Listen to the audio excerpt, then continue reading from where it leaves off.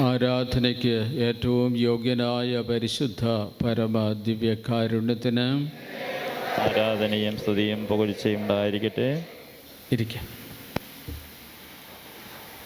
ഈശോയിൽ സ്നേഹമുള്ളവരെ, വീണ്ടും ഒരിക്കൽ കൂടെ ഞങ്ങളുടെ അടുക്കൽ വരുവാനും ദൈവത്തിൻ്റെ വചനം പങ്കുവയ്ക്കുവാനും ദൈവം തന്ന അവസരത്തെ ഓർത്ത് ഞാൻ ദൈവത്തിന് നന്ദി പറയുന്നു. വചനത്തിന് വേണ്ടി വളരെ ദാഹത്തോടെ കാത്തിരിക്കുന്നൊരു സമൂഹത്തിൻ്റെ മുൻപിൽ ദൈവത്തിൻ്റെ വചനം പങ്കുവയ്ക്കുക വളരെ എളുപ്പമുള്ളതും അതേപോലെ ദൈവാനുഗ്രഹപ്രദവുമായ കാര്യമാണ്. ആ ഒരു സന്തോഷത്തിലാണ് ഞാനിപ്പോൾ നിങ്ങളുടെ മുൻപിൽ നിൽക്കുന്നത്. ഇന്ന് നിങ്ങളുമായി പങ്കുവയ്ക്കാൻ വേണ്ടി ഞാൻ ആഗ്രഹിക്കുന്ന വചനഭാഗം പുറപ്പാട് പുസ്തകത്തിൻ്റെ 34-ാം അധ്യായം 1 മുതലുള്ള തിരുവചനങ്ങളാണ്. പുറപ്പാട് പുസ്തകം 34-ാം അധ്യായത്തിൻ്റെ 1 മുതലുള്ള തിരുവചനങ്ങൾ. കർത്താവ് മോശയോട് അരുളി ചെയ്തു, ആദ്യത്തേതുപോലെയുള്ള 2 കൽപ്പലകകൾ ചെത്തിയെടുക്കുക. നീ ഉടച്ചു കളഞ്ഞ പലകയിലുണ്ടായിരുന്ന വാക്കുകൾ തന്നെ ഞാൻ അതിൽ എഴുതാം. പ്രഭാതത്തിൽ തന്നെ തയ്യാറായി സീനായി മലമുകളിൽ എൻ്റെ മുൻപിൽ നീ സന്നിഹിതനാകണം.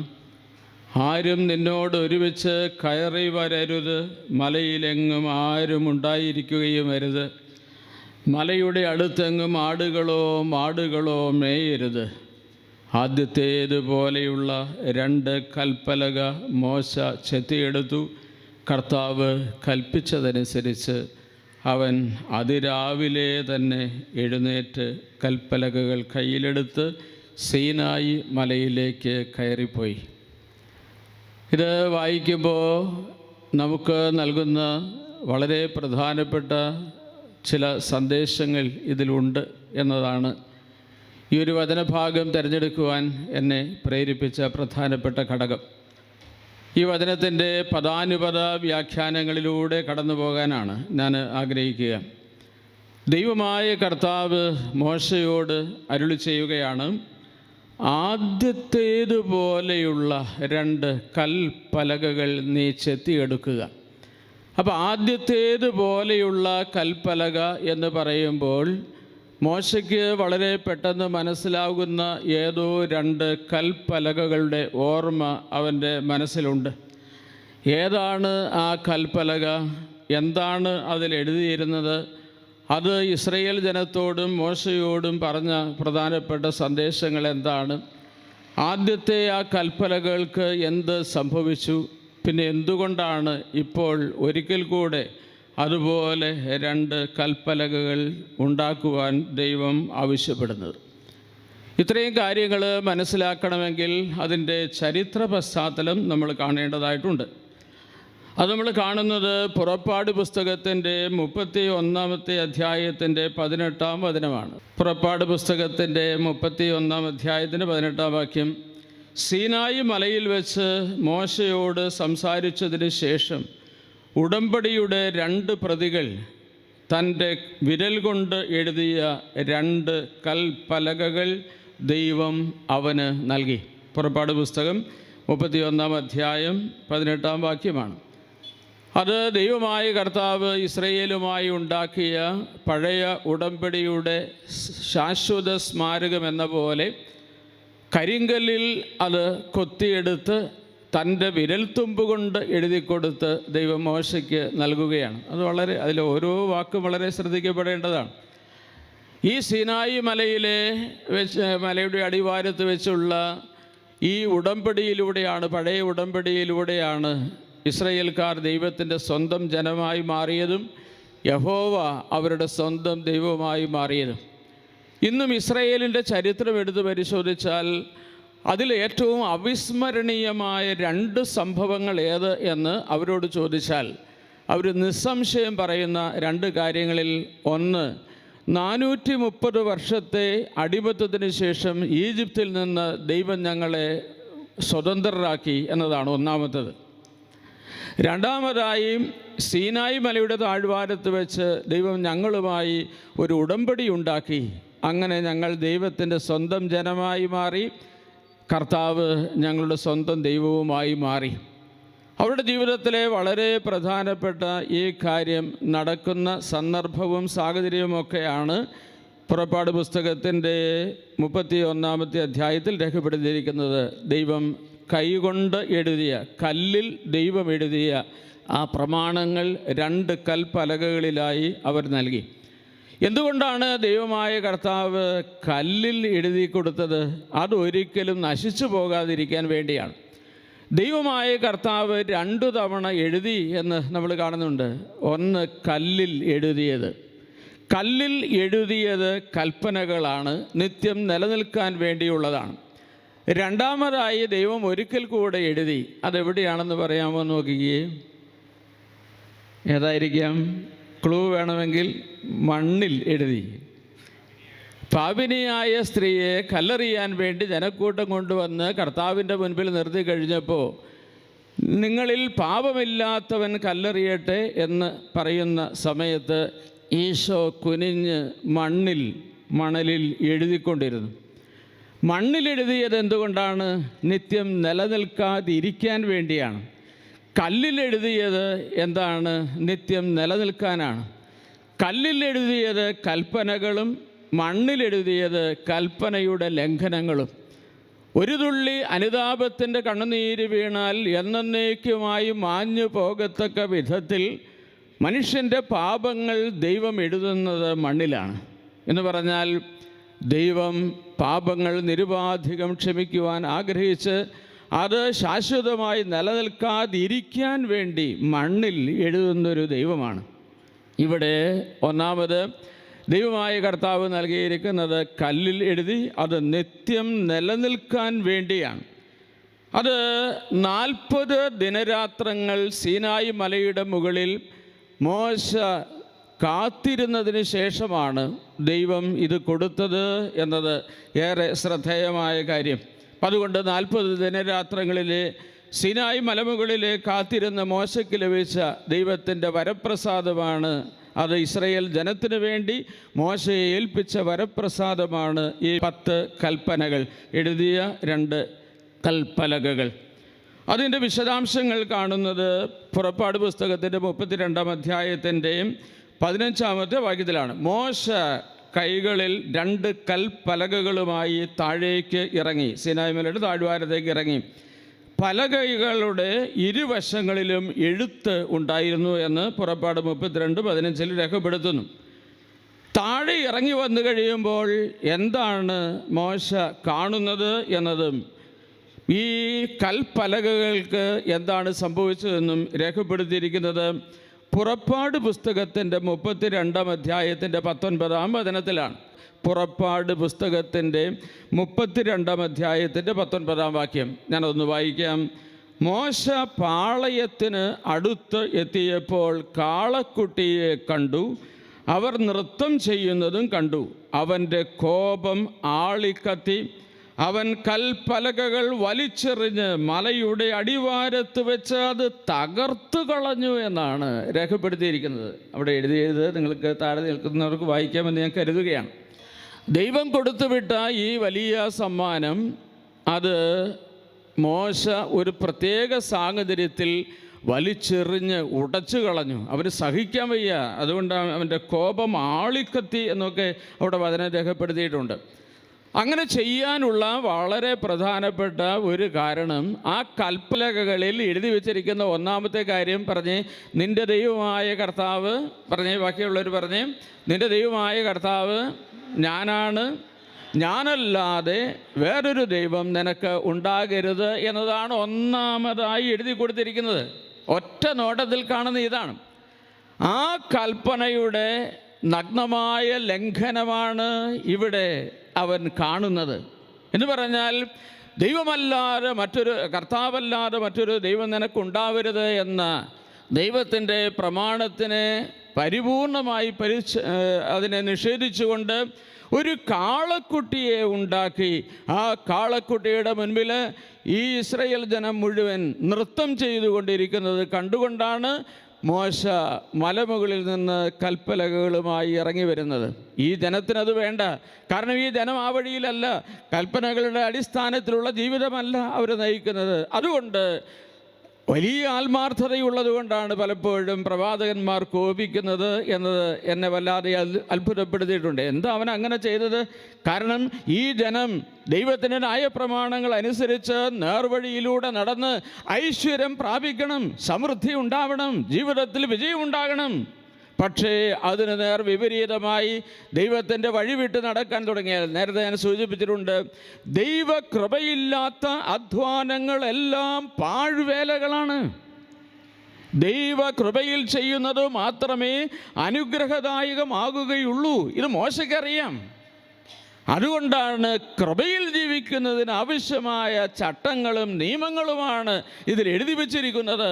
അതിൽ ഒന്നാമത്തേത്, ദൈവത്തെ അവൻ്റെ ഏക ദൈവമായി അവൻ ഹൃദയത്തിൽ സ്വീകരിക്കണം. ദൈവമാണ് അവൻ്റെ സർവസ്വവും. അതിന് വിപരീതമായി ചെയ്തപ്പോൾ അവൻ്റെ ആത്മാർത്ഥത കൊണ്ട് അവനത് സഹിക്കവയ്യാതെ അവനത് വലിച്ച് എറിഞ്ഞു. അത് മലയുടെ അടിവാരത്ത് വെച്ച് എറിഞ്ഞ് ഉടച്ചു കളഞ്ഞു എന്നൊക്കെ ബൈബിൾ രേഖപ്പെടുത്തിയിരിക്കുന്നു. തെറ്റ് ചെയ്യുന്നവരോടുള്ള ദൈവത്തിൻ്റെ മനോഭാവം എന്താണെന്ന് വ്യക്തമാക്കുന്ന ഒരിക്കൽ കൂടെ അത് പ്രകടമാക്കുകയാണ് നമ്മൾ ആദ്യം വായിച്ചു കേട്ട പുറപ്പാട് പുസ്തകത്തിൻ്റെ 34-ാം അധ്യായം 1 മുതലുള്ള വാക്യങ്ങളിൽ അതാണ് രേഖപ്പെടുത്തിയിരിക്കുന്നത്. പുറപ്പാട് പുസ്തകത്തിൻ്റെ 34-ാം അധ്യായം 1 മുതലുള്ള വാക്യങ്ങളിൽ ദൈവം കാരുണ്യവാനായതുകൊണ്ട് പഴയതെല്ലാം മറന്ന് വീണ്ടും അവനെ ചേർത്ത് പിടിക്കാൻ വേണ്ടി ദൈവം തയ്യാറാകുന്നു എന്നതാണ് അവിടെ നമ്മൾ മനസ്സിലാക്കുക. പുറപ്പാട് പുസ്തകത്തിൻ്റെ 34-ാം അധ്യായം 1 മുതലുള്ള വാക്യങ്ങൾ വീണ്ടും നമ്മൾ കാണുകയാണ്. കർത്താവ് മോശയോട് അരുളി ചെയ്തു, ആദ്യത്തേതുപോലെയുള്ള 2 കൽപ്പലകകൾ നീ ചെത്തി എടുക്കുക. ആദ്യത്തേതുപോലെയുള്ള 2 കൽപ്പലക എന്ന് പറയുമ്പോൾ ഏതാണ് ആ കൽപ്പലക എന്നും അതിൻ്റെ തൂക്കം എത്രയാണെന്നും അതിൻ്റെ അളവെത്രയാണെന്നും അവനത് സീനായി മലയുടെ മുകൾ മുതൽ സീനായിയുടെ താഴ്വാരം വരെ ചുമന്നുകൊണ്ടു പോകുന്നവനറിയാം. ആ കൽപ്പനയ ഏതാണ്, ആ കൽപ്പലകകൾ എന്താണ് എന്ന് അവനത് ചങ്കോട് ചേർത്ത് പിടിച്ചിട്ടുണ്ടാകും. അതുകൊണ്ട് ആ കൽപ്പലക അവൻ അത്രയും പ്രധാനപ്പെട്ടതായിരുന്നു. അതുകൊണ്ട് അവനോട് പറഞ്ഞു, ആദ്യത്തേതുപോലെയുള്ള 2 കൽപ്പലകകൾ നീ ചെത്തിയെടുക്കുക. നീ ചെത്തിയെടുത്താൽ എന്താണ് ചെയ്യുക? നീ ഉടച്ചു കളഞ്ഞ പലകയിലുണ്ടായിരുന്ന അതേ വാക്കു തന്നെ ഞാൻ അതിൽ എഴുതിത്തരാം. ഞാനത് എഴുതിത്തരാം. വീണ്ടും കരിങ്കല്ലിൽ കൈകൊണ്ട് എഴുതിയത്, ആ കല്ലാണ് നീ പൊട്ടിച്ചു കളഞ്ഞത്. നീ അതുപോലെ ഒരു കല്ലുണ്ടാക്ക്. ആദ്യത്തെ കല്ല് ചെത്തിയെടുത്തത് നീയല്ല. ആദ്യത്തെ കല്ലിൽ കൽപ്പന എഴുതിയത് നീയല്ല. പക്ഷേ ആ കല്ല് നീ ഉടച്ചു കളഞ്ഞതുകൊണ്ട് നീയും ചില കാര്യം ചെയ്യണം. എന്താണ് ചെയ്യേണ്ടത്? നീ കല്ല് ചെത്തിയെടുക്കണം. ബാക്കി ഞാൻ ചെയ്തു തരാം. നീ ഉടച്ചു കളഞ്ഞ് പലകയിലുണ്ടായിരുന്ന വാക്കുകൾ തന്നെ ഞാൻ അതിലെഴുതാം. അത് പുറപ്പാട് പുസ്തകത്തിൻ്റെ 34-ാം അധ്യായത്തിൻ്റെ 1-ാം വാക്യത്തിലാണ്. ദൈവമായ കർത്താവ് തൻ്റെ കാരുണ്യം കൊണ്ട്, മനുഷ്യനോടുള്ള സ്നേഹം കൊണ്ട്, പാപികളോടുള്ള അവൻ്റെ ശാശ്വതമായ നിലപാട് വ്യക്തമാക്കിക്കൊണ്ട് അവനോട് കരുണ കാണിക്കാൻ വേണ്ടി പ്രകാരം പറഞ്ഞു. ഇനി ഞാനതിൻ്റെ ആഴങ്ങളിലേക്ക് വരികയാണ്. വളരെ ശ്രദ്ധിച്ചിരിക്കണം. കാട്ടുകല്ലുകൾ ചെത്തി മിനുക്കുമ്പോഴാണ് എഴുത്ത് പലകയായി മാറുന്നത്. കാട്ടുകല്ലുകൾ ചെത്തി മിനുക്കുമ്പോഴാണ് അത് ഒരു എഴുത്ത് പലകയായി മാറുക. കാട്ടുകല്ലിൻ്റെ മുകളിൽ എഴുതിയാൽ വ്യക്തമായി വായിക്കാനാവില്ല. എന്നാൽ അതൊരു ഫലകമായി മാറിയാൽ, ചെത്തി മിനുക്കി എടുത്തു കഴിഞ്ഞാൽ അതിലെഴുതുന്നത് വളരെ വ്യക്തമായി വായിച്ചെടുക്കാനായിട്ട് സാധിക്കും. അതുകൊണ്ട് മോശയോട് ദൈവമായ കർത്താവ് പറഞ്ഞു, ആദ്യത്തേതുപോലെയുള്ള 2 കൽപ്പലകകൾ ചെത്തിയെടുക്കുക. എന്തിനു വേണ്ടിയാണ് മോശ ഈ വാക്ക് കേട്ട് അവൻ കല്ല് ചെത്തിയെടുത്തത്? ശരിക്കും ശ്രദ്ധിക്കുക. 1, ദൈവം പറഞ്ഞതുകൊണ്ട് അവൻ കല്ല് ചെത്തി മിനുക്കി. ചില കാര്യങ്ങൾ അങ്ങനെയാണ്. ദൈവം പറഞ്ഞു, അതാണ് കാരണം, വേറെ ഒരു കാരണവുമില്ല. എൻ്റെ മാതാപിതാക്കന്മാരൊരു കാര്യം എന്നോട് പറഞ്ഞാൽ പറ്റുന്നതാണെങ്കിൽ ഞാൻ ചെയ്യും. എൻ്റെ അധികാരി ഒരു കാര്യം എന്നോട് പറഞ്ഞാൽ ഞാനത് ചെയ്യും. കാരണം വേറെ ഒന്നുമല്ല, എൻ്റെ അധികാരി അങ്ങനെ പറഞ്ഞു, എൻ്റെ അപ്പനോ അല്ല എൻ്റെ അമ്മയോ അങ്ങനെ പറഞ്ഞു, അതാണ് കാരണം. മാതാപിതാക്കന്മാരും അധികാരികളും പ്രിയപ്പെട്ടവരും പറയുന്നത് നമ്മൾ ചെയ്യുമെങ്കിൽ ദൈവം ഒരു കാര്യം പറഞ്ഞാൽ അതിനേക്കാൾ പ്രാധാന്യത്തോടെ ഞാനത് ചെയ്യണ്ടേ? അപ്പം ചില കാര്യങ്ങൾ ദൈവം പറഞ്ഞു, അതുകൊണ്ട് ഞാൻ ചെയ്യുന്നു. വേറെ ചോദ്യമില്ല, വേറൊരു ഒഴിവ് കഴിവുമില്ല. ദൈവം പറഞ്ഞു അതുകൊണ്ട് ഞാൻ ചെയ്തു. അതാണ് മോശ ഈ കാട്ടുകല്ല് കഷ്ടപ്പെട്ട് ചെത്തി മിനുക്കി അതിനെ ഒരു എഴുത്തുപലയാക്കാനുള്ള ഒന്നാമത്തെ കാരണം ദൈവം അവനോട് ആവശ്യപ്പെട്ടു എന്നുള്ളതായിരുന്നു. ഒന്ന്. രണ്ടാമതായി, ദൈവത്തിൻ്റെ കയ്യിലെ ഉപകരണമാകാൻ വേണ്ടി അവൻ കാട്ടുകല്ല് ചെത്തി മിനുക്കിയെടുത്തു. ദൈവത്തിൻ്റെ കയ്യിലൊരു ഉപകരണമാവുകയാണ്. ദൈവത്തിൻ്റെ കയ്യിലെ ഉപകരണമായി തീരാൻ വേണ്ടി ഒരു കാര്യം ഞാൻ ചെയ്യുമ്പോൾ ദൈവം ചെയ്യുന്ന പ്രവൃത്തിയിൽ ഞാനും ഭാഗവാക്കാകുകയാണ് എന്നതാണ് സത്യം. ഇവിടെ ശുശ്രൂഷ ചെയ്യുന്നവരൊക്കെ ഇത് ഓർക്കണം. ദൈവത്തിന് എഴുതാൻ വേണ്ടിയുള്ള ദൈവത്തിന് സംസാരിക്കാൻ, ദൈവത്തിന് ജനത്തെ ശുശ്രൂഷ ചെയ്യാൻ, അവരെ സൗഖ്യപ്പെടുത്താൻ, അവരെ ശക്തിപ്പെടുത്താൻ, അവരെ അഭിഷേകം ചെയ്യാൻ വേണ്ടിയുള്ള കർമ്മത്തിൽ നമ്മൾ പങ്കാളിയായി മാറുകയാണ്. ആ ഒരു ബോധ്യത്തോടെ ചെയ്യുമ്പോൾ കൂടുതൽ ആത്മാർത്ഥതയോടെ ചെയ്യാനായിട്ട് നമുക്ക് സാധിക്കും. മോശ കാട്ടുകല്ല് ചെത്തിയെടുക്കാനുള്ള കാരണം ദൈവത്തിന് എഴുതുന്നതിന് വേണ്ടിയാണ്. ഒരു വ്യക്തിയെ കൂട്ടിക്കൊണ്ടുവരുമ്പോൾ ആ വ്യക്തിയുടെ ഹൃദയത്തിൽ ദൈവം തൻ്റെ വചനം എഴുതാൻ വേണ്ടി നമ്മളതിൻ്റെ ഭാഗവാക്കായി മാറുകയാണ് എന്ന തിരിച്ചറിവ് വളരെ പ്രധാനപ്പെട്ടതാണ്. ഒന്നാമത് ഞാൻ പറഞ്ഞത് ദൈവം പറഞ്ഞതുകൊണ്ട്, ദൈവം ആവശ്യപ്പെട്ടതുകൊണ്ട് ഒന്ന്. രണ്ടാമതായി ദൈവത്തിന് എഴുതുന്നതിന് വേണ്ടി. മൂന്നാമതായി അതിനേക്കാൾ പ്രധാനപ്പെട്ട ഒരു കാര്യമുണ്ട്.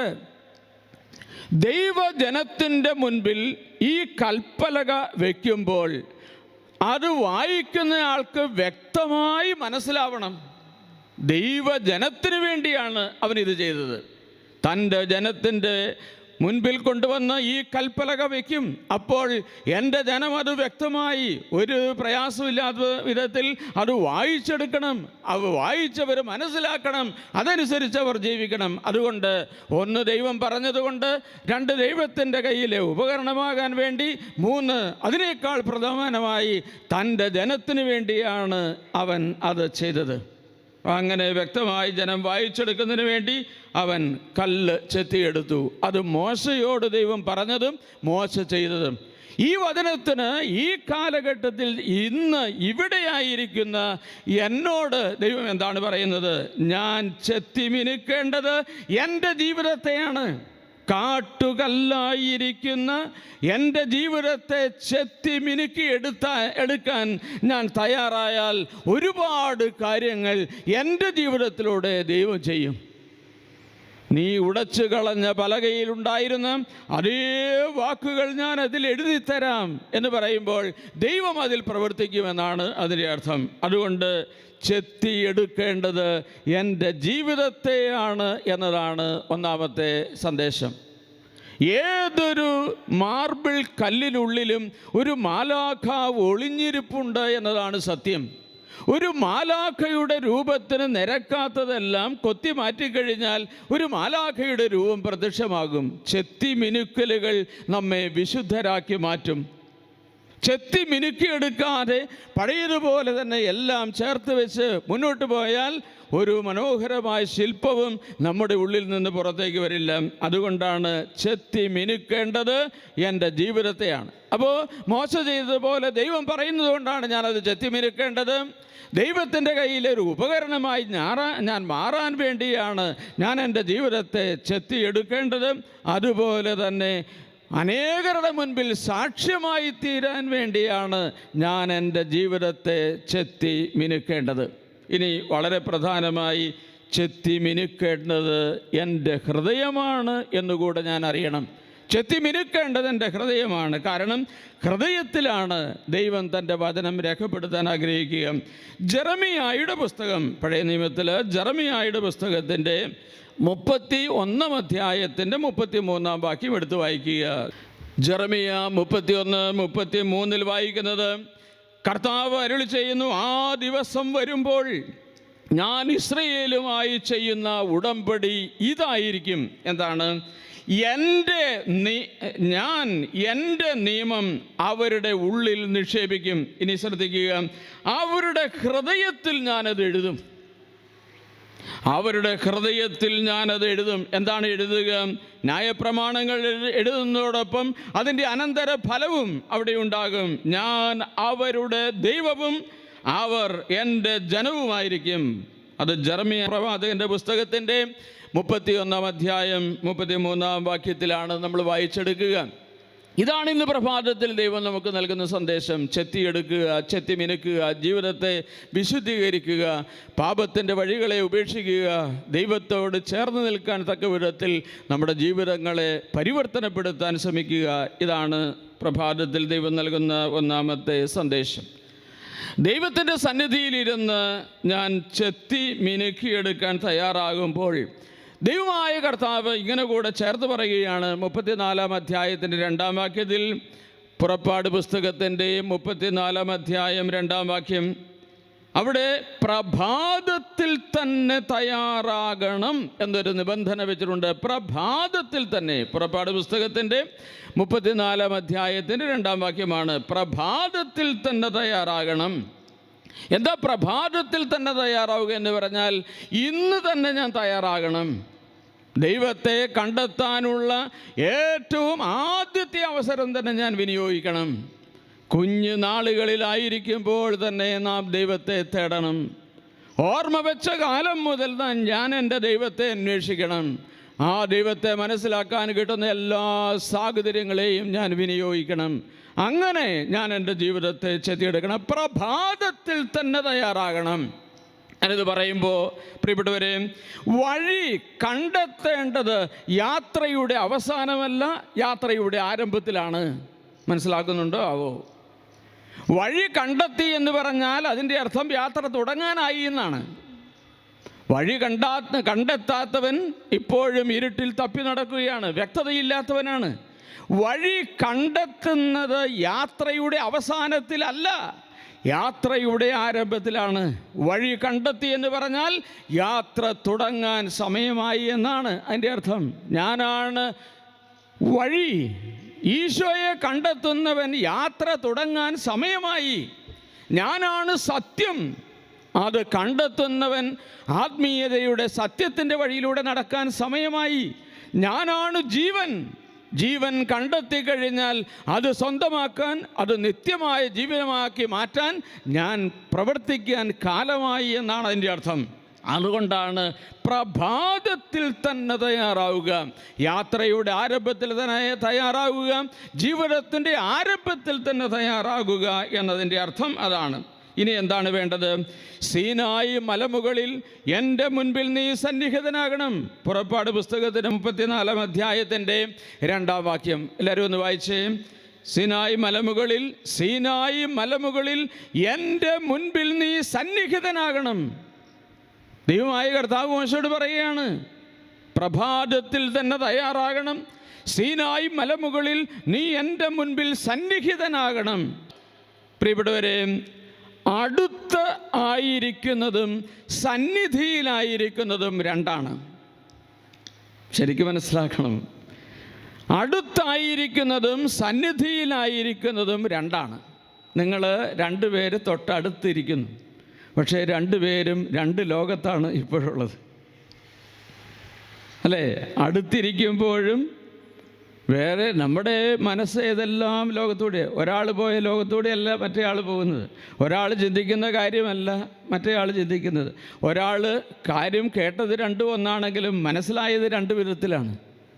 അടുത്തിരിക്കുമ്പോഴും മനസ്സുകളും ചിന്തകളും ആലോചനകളും എല്ലാം അകലങ്ങളിലാകാം.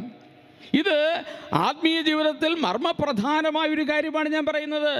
പ്രാർത്ഥിക്കാൻ വേണ്ടി ഇരിക്കുന്നു. പ്രാർത്ഥിക്കാൻ ഇരിക്കുമ്പോൾ ദൈവത്തിൻ്റെ തിരുസ്വരൂപത്തിൻ്റെ മുൻപിൽ, പരിശുദ്ധ കുർബാനയുടെ മുൻപിൽ, അൾത്താരയുടെ ചുവട്ടിൽ നമ്മൾ ഇരിക്കുന്നു. പക്ഷേ അടുത്തിരിക്കുന്നത് കൊണ്ട് സാന്നിധ്യാനുഭവത്തിലേക്ക് വളരണമെന്നില്ല. അടുത്തായിരിക്കുന്നതും സന്നിധിയിലായിരിക്കുന്നതും രണ്ടാണ്. അടുത്തായിരിക്കുന്നതും സന്നിധിയിലായിരിക്കുന്നതും രണ്ടാണ്. അടുത്തിരിക്കാൻ എളുപ്പമാണ്, സന്നിധിയിലാകാനാണ് പ്രയാസം. സന്നിധിയിലാവുക എന്ന് പറഞ്ഞാൽ സാന്നിധ്യാനുഭവത്തിലായിരിക്കുക. ഞാൻ എവിടെയാണ് ആയിരിക്കുന്നത് എന്ന അവബോധമുള്ളവനായി മാറുക. ഈ അവബോധം നഷ്ടപ്പെടുമ്പോഴാണ് പല വിചാരങ്ങൾ ജീവിതത്തിൽ ഉണ്ടാകുന്നത്. അതുകൊണ്ടാണ് സീനായി മലമുകളിൽ, എങ്ങനെയാണ് ദൈവം പറഞ്ഞത്? സീനായി മലമുകളിൽ എൻ്റെ മുൻപിൽ നീ സന്നിഹിതനാകണം. അതാണ് ദൈവം പറഞ്ഞത്. ഒന്ന്, പ്രഭാതത്തിൽ തന്നെ തയ്യാറാകണം. രണ്ട്, എൻ്റെ മുൻപിൽ നീ സന്നിഹിതനാകണം. തിരുനടയിൽ കുടിയിരിക്കാനാണ് മലമുകളിലേക്ക് വിളിച്ചത്. സന്നിധിയിലായിരിക്കാൻ വേണ്ടിയാണ് വിളിച്ചത്. കൂടെ ആയിരിക്കലാണ് കുടിയിരിക്കൽ. ദൈവത്തിൻ്റെ കൂടെയായിരിക്കുകയാണ് കുടിയിരിക്കൽ. ദൈവത്തിൻ്റെ കൂടെ കുടിയിരിക്കാൻ വേണ്ടിയാണ് ദൈവം മോശയോട് മലമുകളിലേക്ക് വരാൻ ആവശ്യപ്പെട്ടത്. ആ ഇരിപ്പ് എത്ര സമയം വേണം എന്നുകൂടെ ഒന്ന് ഓർക്കുന്നത്, അറിയുന്നത് നല്ലതാണ്. ദൈവദർശനം ലഭിക്കുന്നത് വരെ സാന്നിധ്യബോധത്തിലായിരിക്കുന്നതാണ് തപസ് എന്ന് പറയുന്നത്.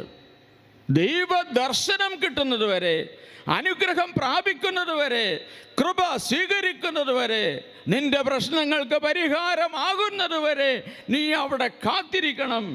അവിടെ ആ സന്നിധിയിലായിരിക്കണം. അങ്ങനെ സാന്നിധ്യാനുഭവത്തിലായിരിക്കുക എന്ന് പറഞ്ഞാൽ സ്നേഹത്തിൻ്റെ സാന്നിധ്യത്തിൽ വസിച്ചാൽ സ്നേഹം നിൻ്റെ ഉള്ളിൽ നിറയാൻ തുടങ്ങും. കൃപ നിന്നിൽ നിറയാൻ തുടങ്ങും.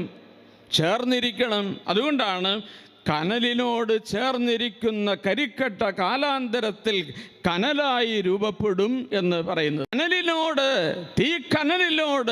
ചേർന്നിരുന്ന കരിക്കട്ട കാലാന്തരത്തിൽ അത് കനലായി രൂപാന്തരപ്പെടുന്നത് പോലെ സാന്നിധ്യാനുഭവത്തിലായിരിക്കുക എന്നതാണ് ഒരു വ്യക്തിയുടെ ജീവിതത്തെ രൂപാന്തരപ്പെടുത്തുന്ന മർമ്മപ്രധാനമായ കാര്യം.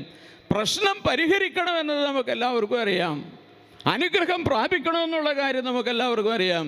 പക്ഷേ അതിനുവേണ്ടി നീ എടുക്കേണ്ട ചില ത്യാഗങ്ങൾ പറയുമ്പോൾ അതിനെ സ്വീകരിക്കാൻ പറ്റാതെ പോകുന്നു. അതുകൊണ്ട് പലപ്പോഴും കൃപ സ്വീകരിക്കുന്നതിന് മുൻപ് ഇറങ്ങിപ്പോകുന്നു എന്നതാണ് ഏറ്റവും പ്രയാസകരമായ കാര്യം. അതുകൊണ്ട് ദൈവത്തിൻ്റെ തിരുസാന്നിധ്യത്തിൻ്റെ മുൻപിൽ കൂടുതൽ തീഷ്ണതയോടെ പ്രാർത്ഥിക്കുവാൻ നമ്മൾ തയ്യാറാകണം.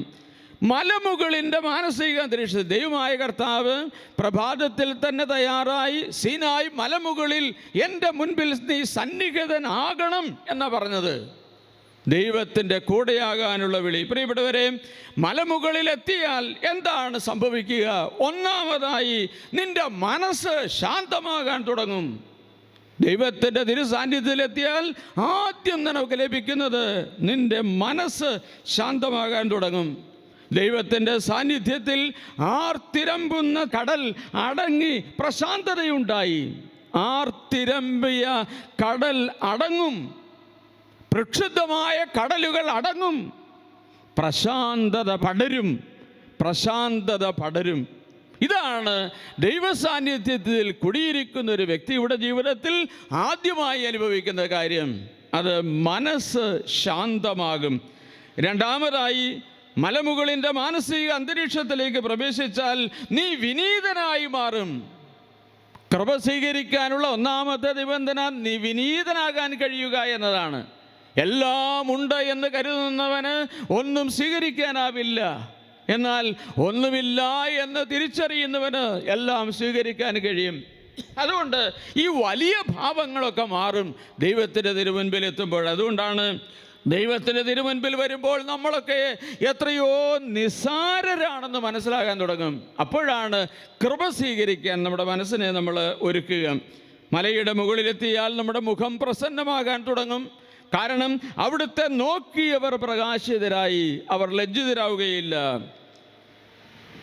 34-ാം സങ്കീർത്തനത്തിൻ്റെ 5-ാം വാക്യം, ദൈവത്തെ നോക്കാൻ തുടങ്ങുമ്പോൾ, ദൈവത്തിലേക്ക് തിരിയുമ്പോൾ മുഖത്തെ ക്രൂരഭാവങ്ങളൊക്കെ മാറും, കുറേ കൂടെ നൈർമല്യം ജീവിതത്തിലുണ്ടാകും, മുഖം പ്രസാദമുള്ളതായി മാറും.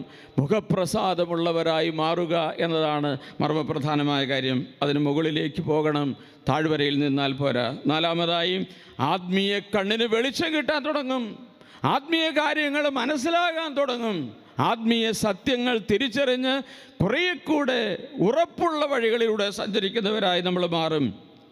ആത്മീയ കണ്ണിന് വെളിച്ചം കിട്ടും. എമ്മാവൂസ് അനുഭവത്തിൽ അപ്പസ്തോലന്മാരുടെ കണ്ണുകൾ തുറക്കപ്പെട്ടു. കാണേണ്ടതുപോലെ കാണാനുള്ള കഴിവ് കിട്ടി. ദൈവിക രഹസ്യങ്ങളെ കാണേണ്ടതുപോലെ കാണാനും മനസ്സിലാക്കാനുമുള്ള കൃപയുണ്ടായി. മലയുടെ മുകളിലെത്തിയാൽ നിൻ്റെ ജീവിതത്തിൻ്റെ പരാതികൾ എന്നേക്കുമായി അവസാനിക്കുകയാണ്. ആവലാതികളും പരാതികളുമായി ജീവിതത്തിൻ്റെ മനോഹാരിത മുഴുവൻ കളയുന്ന ആ ശൈലിക്ക് മാറ്റമുണ്ടാകും. അത് മനസ്സിലാക്കണമെങ്കിൽ യോഹന്നാന്റെ സുവിശേഷത്തിൻ്റെ 5-ാം അധ്യായത്തിൻ്റെ 7-ാം വാക്യം നമ്മൾ കാണണം. ബെഥെസ്ദാ കുളത്തിൻ്റെ കരയിൽ 38 വർഷമായി കിടക്കുന്നവനോട് ഈശോ ജനിക്കുന്നതിന് മുൻപ് ബെഥെസ്ദാ കുളത്തിൻ്റെ കരയിൽ കിടന്നവനാണവൻ. സൗഖ്യപ്പെടാൻ വേണ്ടി കിടന്നതാണ്. പക്ഷേ അവൻ്റെ അടുത്ത് സൗഖ്യം കൊടുക്കാൻ കഴിവുള്ളവൻ വന്നപ്പോൾ ചോദിച്ചത്, നീ സൗഖ്യം പ്രാപിക്കാൻ ആഗ്രഹിക്കുന്നു എന്നാണ്. ആഗ്രഹിക്കുന്നു എന്ന് പറയേണ്ടതിന് പകരം അവൻ പറഞ്ഞത്, വെള്ളമിളകുമ്പോൾ എന്നെ കുളത്തിലിറക്കാൻ ആരുമില്ല എന്ന പരാതിയാണ് അവൻ പറഞ്ഞത്. ദൈവത്തെ കണ്ടുമുട്ടുമ്പോൾ ജീവിതത്തിൻ്റെ പരാതികൾ തീരണം.